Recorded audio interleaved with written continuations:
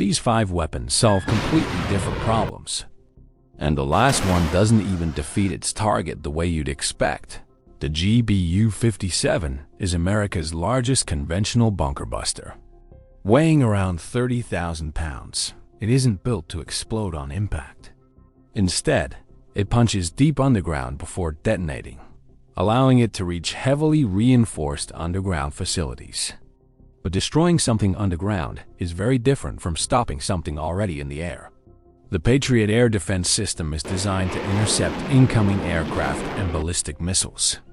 Modern interceptors engage targets traveling at extremely high speeds, giving defenders only seconds to react. Depending on the interceptor used, a single launch can cost several $1,000,000. But some threats don't come from high above. Iron Dome is designed to stop short-range rockets. Instead of firing at every launch, it predicts where each rocket will land and intercepts only those heading toward populated areas. Other threats fly even lower.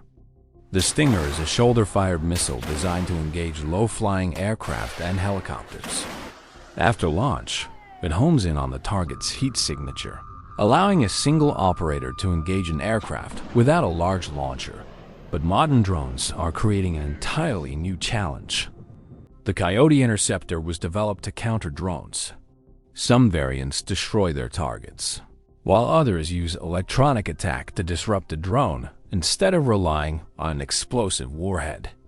It's a glimpse into how air defense is changing. Which one surprised you the most? Let me know in the comments, and if you'd like a full breakdown of any one of these, tell me which one.